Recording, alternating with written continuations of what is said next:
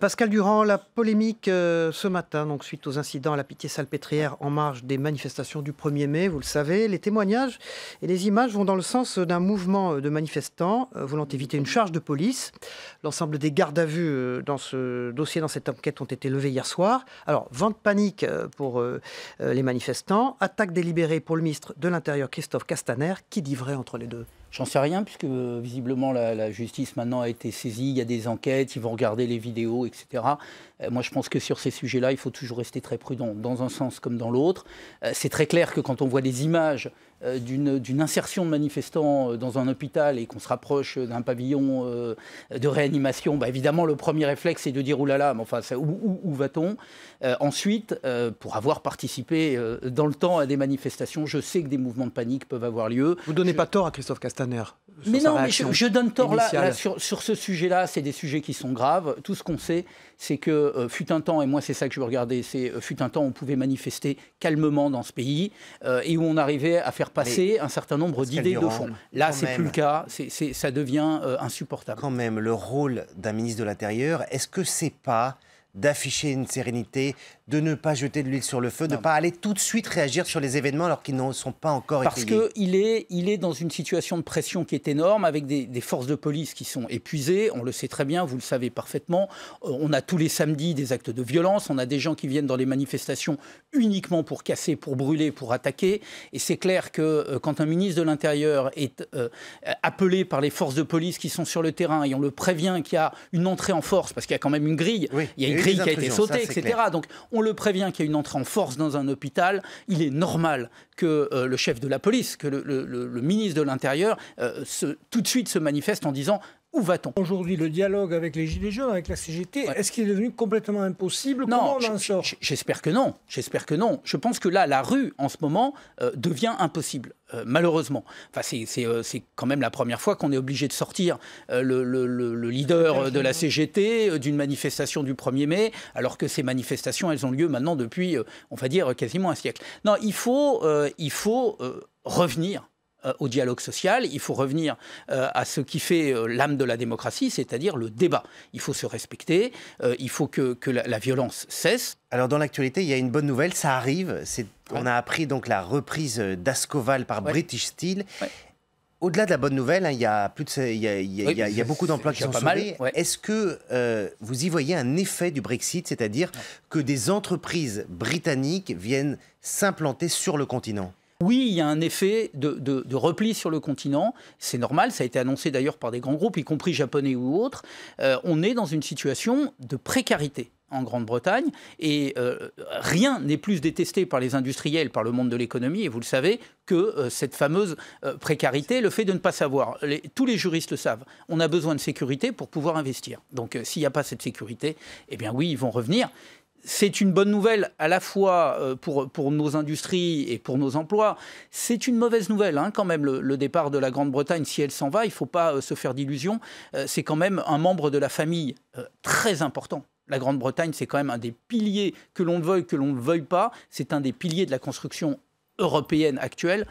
C'est pas une bonne nouvelle. Si elle s'en va, vous croyez qu'ils peuvent encore rester ? Moi, s'il y a bien quelque chose que j'ai renoncé à faire, c'est d'essayer de lire la grille politique de nos amis britanniques en ce moment. Il y a le pire de ce que l'on peut voir en politique, c'est-à-dire l'instrumentalisation à des fins politiciennes d'une situation de crise. C'est-à-dire qu'on voit très bien que pendant un moment, une partie des travaillistes, au lieu d'essayer de trouver un accord, ça bouge, c'est en train de bouger, mais au lieu d'essayer de trouver un accord avec Theresa May, ont bloqué toute possibilité de manière à la contraindre à la démission et avoir de nouvelles élections parce qu'ils se sentaient mieux. Là, ils commencent à se poser des questions parce qu'ils s'aperçoivent que sur les nouveaux sondages avec les éventuelles élections européennes en Grande-Bretagne, c'est à nouveau l'escroc Farage qui est en tête. Je dis bien l'escroc, parce que s'il y a bien quelqu'un qui a menti à tout le monde, qui continue à venir au Parlement européen, lui, il est marge, 4 jours par mois pour pouvoir toucher ses indemnités. Il ne fait plus rien depuis des années. Il a démissionné dès que UKIP a gagné les élections sur le référendum. Il a démissionné en Grande-Bretagne, mais il continue à venir à l'Europe, tout en l'insultant régulièrement. Donc ils s'inquiètent un peu, voilà. Et donc ils se disent, si on va à de nouvelles élections, qu'est-ce qui va se passer? Donc oui, il peut y avoir, et on le voit, des discussions qui amènent finalement à une solution, là aussi, démocratique, pacifiée, d'un nouveau contrat d'association. Plusieurs sondages mettent le Rassemblement national devant La République En Marche. Est-ce que vous considérez, vous, qu'il y a un problème de tête de liste, Nathalie Loiseau? Est-ce que vous considérez que ce serait une défaite, que vous soyez en deuxième position? Ce sont deux questions qui sont complètement différentes. Ça serait une défaite pour la France. Ça serait une défaite pour la France. C'est-à-dire que très clairement, on a vu en 2014 le Rassemblement national, qui à l'époque s'appelait le Front national, arriver en tête. Et donc l'image qui a été envoyée aux 27 autres pays, c'est la France, qui est quand même patrie des droits de l'homme, la démocratie, historique en Europe, le pays des Lumières, envoie l'extrême droite comme première représentante de la France. Donc ça nous affaiblit énormément. Vous avez 24 députés qui sont arrivés en 2014, qui n'ont pas travaillé ou qui quasiment n'étaient même pas présents. Donc vous voyez bien qu'on se retrouve à une cinquantaine de représentants. Ça abaisse la puissance de la France. Il y a un problème de tête de liste, selon ça vous? Abaisse. C'est parce que ça, c'est vraiment le plus important. C'est-à-dire que le problème, c'est quelle image on veut envoyer en Europe, quelle capacité nous donnons au président de la République d'être entendu quand il parle dans les conseils et lorsqu'il porte une volonté de réforme de l'Europe. Donc oui, il faut qu'on arrive en tête. Non, je ne crois pas qu'il y ait un problème de tête de liste. Je pense que Nathalie Loiseau, elle a une vraie connaissance de l'Europe. Je pense qu'en revanche, il y a un problème de campagne européenne. C'est-à-dire que l'ensemble... Et non, elle ne démarre pas. C'est pas le sujet. C'est pas le sujet de la liste Renaissance. C'est pas le sujet d'ailleurs des autres listes.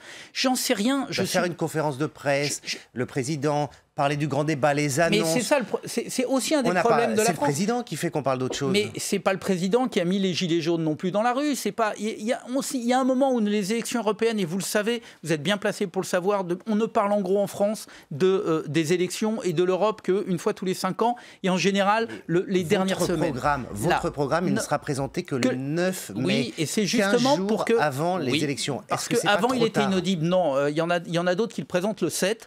En réalité, c'était inaudible avant. Personne n'entendait, ne voulait discuter des questions du programme des élections européennes. Et vous le savez mieux quiconque. Toutes les unes des journaux, toutes les unes sur les chaînes de télé, d'information, etc., elles étaient liées à la problématique franco-française, aux crises.